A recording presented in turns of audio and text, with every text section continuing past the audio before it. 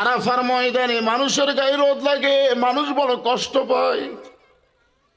তিনি আবার বাংলাদেশে ফেরত আসলেন জাহাজে করে, অসংখ্য নিমের গাছ নিয়ে গিয়ে আরাফার ময়দানে ফাঁকে ফাঁকে লাগাই দিলেন।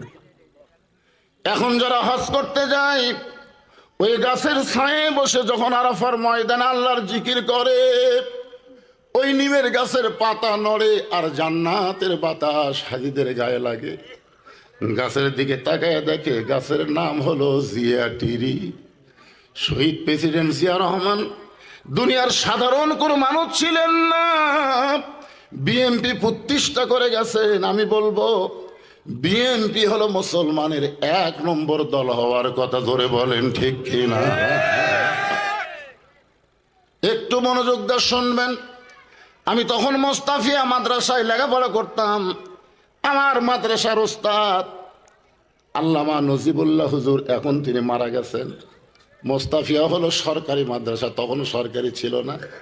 উনি বললেন, শহীদ প্রেসিডেন্ট জিয়াকে দেখলে আমার হযরত ওমরের কথা বারবার মনে হয়ে যায়। প্রেসিডেন্ট জিয়াউর রহমান গাবতলী যখন ভ্রমণ করে, এমন সময় এক কৃষক রোদের মধ্যে উপর হয়ে জমির ধান লাগায়।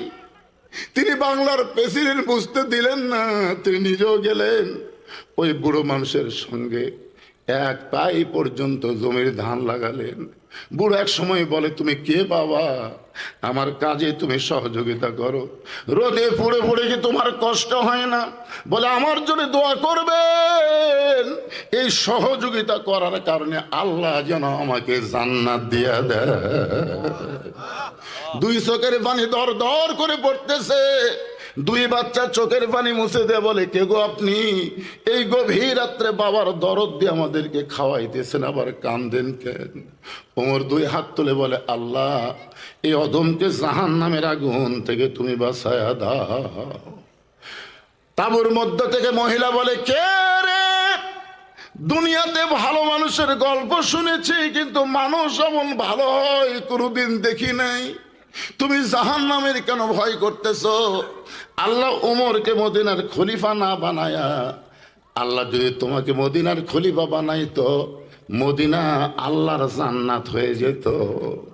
আমাদের বাংলাদেশে সর্বশক্তিমান আল্লাহর উপর আস্থা রেখে বিসমিল্লাহ বলে শহীদ প্রেসিডেন্ট জিয়াউর রহমান যখন কোরআন সংসদের মধ্যে তেলাওয়াত করে, ভারতের সহ্য হলো না। মালওয়ানের বাচ্চাদের পরিকল্পনায় তাকে হত্যা করা হলো।